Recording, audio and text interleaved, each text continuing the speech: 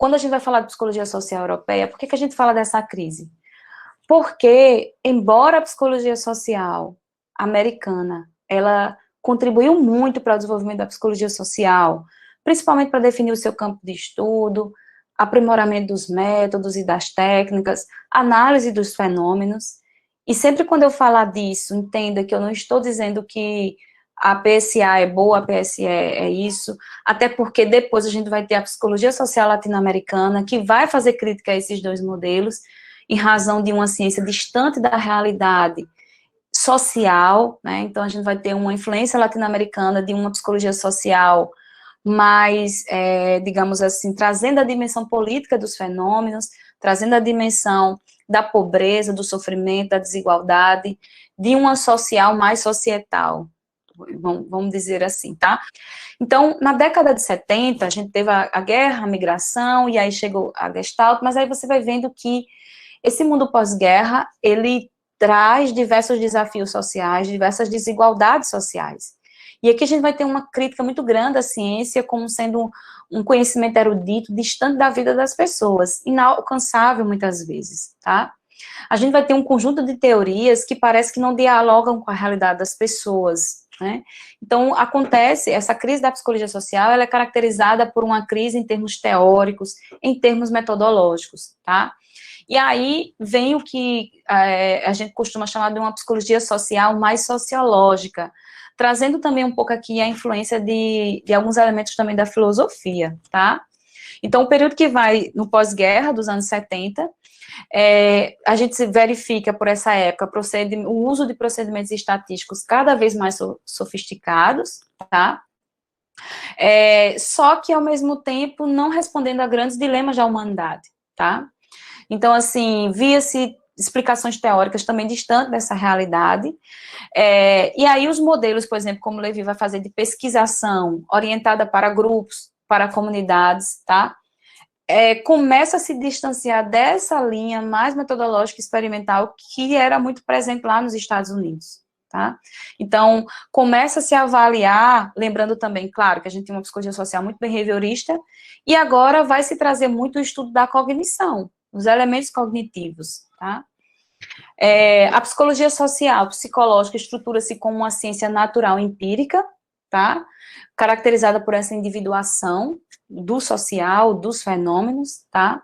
E a psicologia social mais sociológica, ela vai buscar entender o contexto em que as pessoas agem.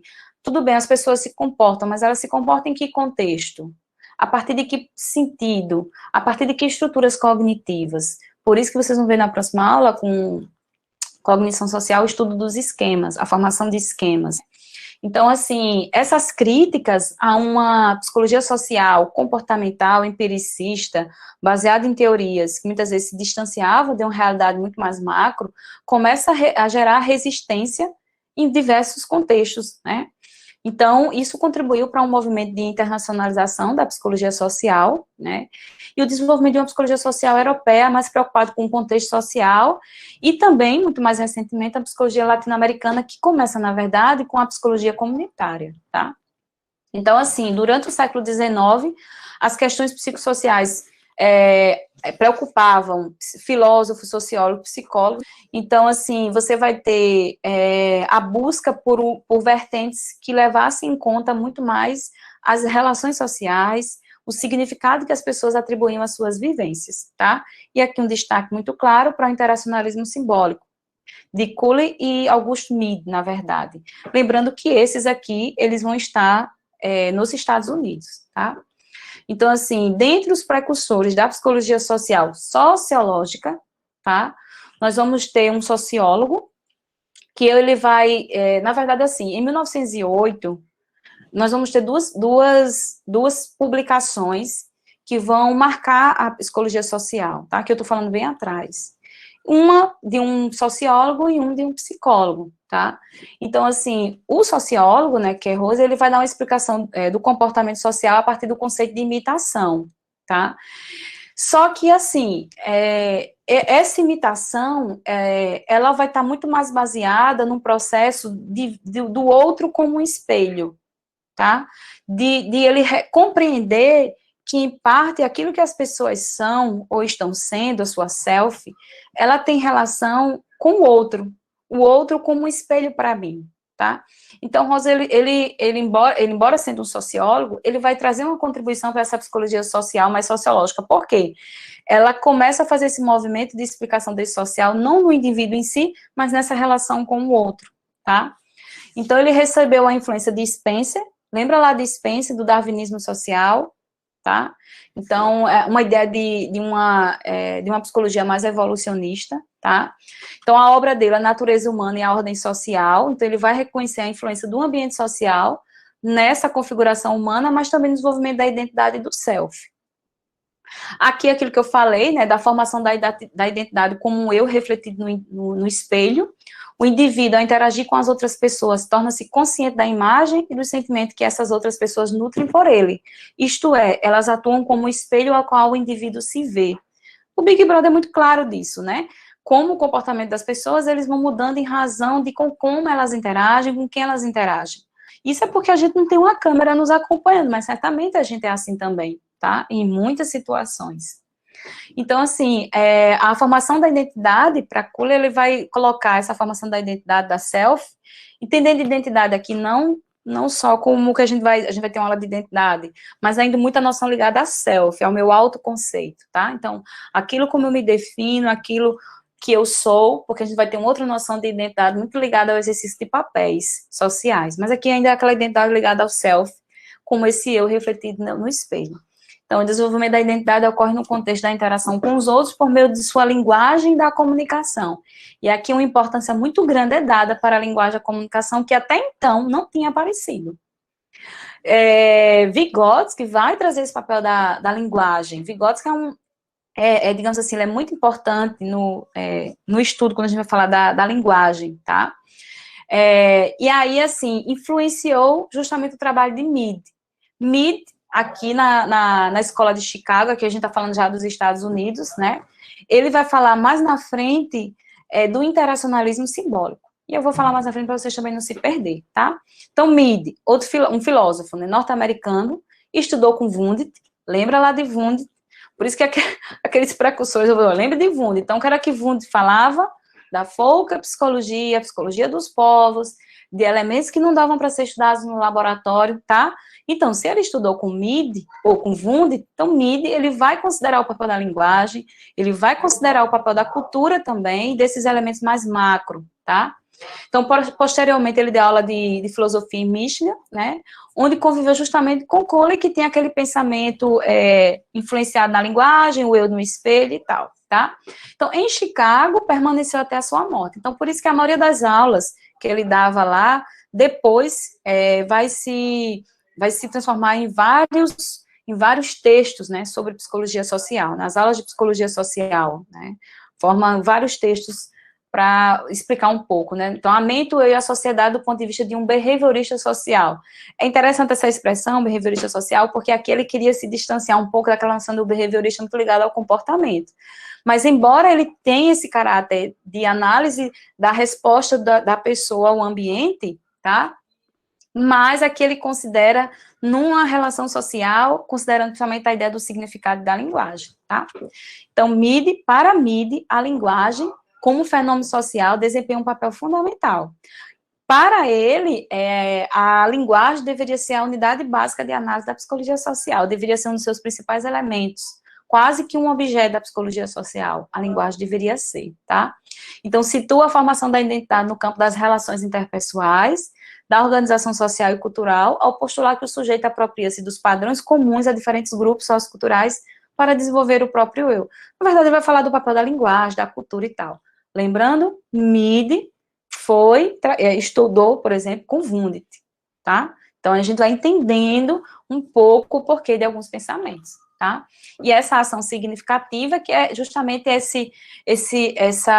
o homem, ele agiria ativamente na interpretação desses significados, né? A partir da linguagem, né? Seu mundo era significado a partir dessa linguagem. Então, é considerado um behaviorista social, porque defendia o estudo do comportamento observável, sim, mas como um meio para se chegar à experiência interna do indivíduo, aos seus sentidos e aos seus significados, tá? Suas proposições, apesar de terem recebido várias críticas, exerceram forte influência no desenvolvimento dessa psicologia social e sociológica. Claro, tá? Por quê? Porque antes você tinha uma psicologia social mais comportamental, empiricista, experimental, individual. E aqui ele vai trazer essa discussão de referência para o campo da linguagem, para o outro, para esse social, tá? Então, isso é importante. Então, na escola de Chicago, embora o Mead não tenha utilizado a expressão interacionalismo simbólico, ele é considerado o nome da sua teoria como interacionalismo simbólico, mas quem dá esse nome para os trabalhos de Mead é justamente o Blumen, tá? Mas ainda dentro da escola de Chicago, onde Mead estava, então o sociólogo e discípulo de Mead, que dá sequência, mudou o nome de ação significativa para interacionalismo simbólico, que está baseado nessas premissas, né? Então, o interacionalismo simbólico, ele considera que o ser humano orienta os seus atos para as coisas em função daquilo que faz sentido para ele, né? Ou seja, eu me comporto, eu ajo em razão daquilo que eu significo, não é só uma mera resposta a um estímulo, mas aí vem a ideia do sentido, tá? Do significado.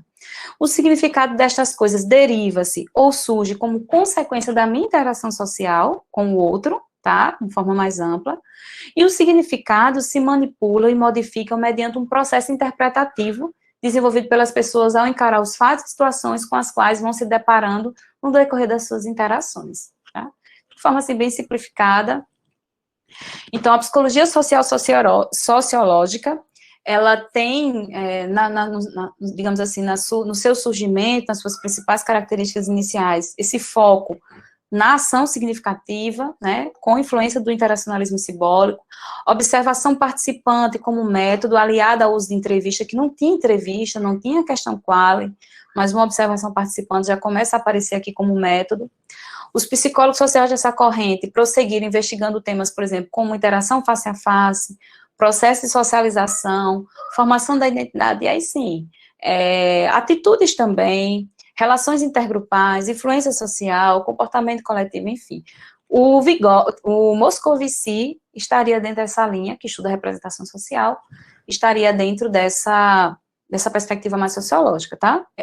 Dentre os pressupostos, né, de uma psicologia social sociológica, um traço marcante, se eu pudesse dizer assim, mas assim, o que é que mais caracteriza a psicologia social sociológica, né? Então, eu até destaquei aqui em vermelho, inserir a explicação num contexto social. Não são variáveis por variáveis, não é os números da estatística pela estatística, mas tentar trazer o contexto social para a explicação desses fenômenos, tá? Centrada nos grupos na sociedade. Tagfel, como ele vai trabalhar a ideia da identidade social, como ele chama uma psicologia social mais social. Repito o que eu falei ainda há pouco, né? Se tem, digamos assim, hoje, essas diversas orientações, elas existem em qualquer parte, independente de ser nos Estados Unidos, europeu, enfim. Tem muito mais a ver com uma orientação teórica e metodológica também de cada pesquisador, tá? Tópicos que a psicologia social, sociológica estudou: influência social, representações sociais, como Moscovici. Moscovici, ele entra nos experimentos de psicologia de influência social, porque ele vai estudar as minorias ativas, e é uma base inicial boa quando a gente vai estudar movimentos sociais, tá? Porque até então, dentro dos estudos de influência social, com grupos pequenos, era sempre como 10 pessoas influenciavam um indivíduo, ou 9 pessoas influenciavam um indivíduo na pressão, depois ele inverte a lógica, ele vê como 2 ou 3 pessoas conseguem influenciar um grupo maior. E aí a ideia das minorias ativas, tá? Tagfel com identidade social, ligada àquilo que eu sou, a minha identidade, ela se dá a partir do meu pertencimento grupal, que é um pouco diferente da noção de self, que eu falei inicialmente, tá? Então, a psicologia social americana já havia estudos sobre a influência social com Sheriff e Ash, aqueles pesquisadores que migraram, tá? Mas Moscovici, ele entra nessa história estudando a ideia da minoria, maioria, não só em termos de número, mas depois ele vai discutir aquela noção de que, na realidade social, nem todos aqueles que são considerados minorias, do ponto de vista numérico, são, de fato, minoria, tá? Essa noção de minoria, maioria, hoje na nossa realidade, tem muito mais a ver com relação de poder, tá? Na década de 70, influenciado pelo paradigma da psicologia social psicológica de natureza experimental. A gente vai ter, dentro daqueles comitês que foram formados, alguns vêm atuar na América Latina para divulgar as teorias que estavam sendo construídas nos Estados Unidos, tá? Então, faz um comitê para vir treinar psicólogos latino-americanos para aplicar as teorias da psicologia social americana, tá? Contudo, a coisa não vai muito bem, por quê? Porque lembra aí, década de 60, 70, nós estávamos em 65 em plena ditadura militar, né, e aí você vai ter um contexto bem diferente do contexto norte-americano. Então, como você importar, na verdade, teorias de fora para explicar uma realidade muito caracteristicamente latino-americana da nossa realidade, né? Então, não deu muito certo. Então, no final da década de 70, os psicólogos sociais latino-americanos, eles articulam um movimento questionando a psicologia social psicológica norte-americana, dizendo que não se adequava à nossa realidade, né, em muitas coisas, e aí surgiu o que a gente denomina de uma psicologia social crítica, ou uma psicologia histórico-crítica, tá? Então, mesmo nos Estados Unidos, a gente vai ter essa vertente mais de social e crítica, com Gergen e Porter, porque eles são os que vão estudar a psicologia discursiva. A gente não vai entrar aqui em psicologia discursiva porque ela entra na psicologia social 2, mas a ideia de que a linguagem, ela é fundamental, inclusive, na construção dessa realidade, certo?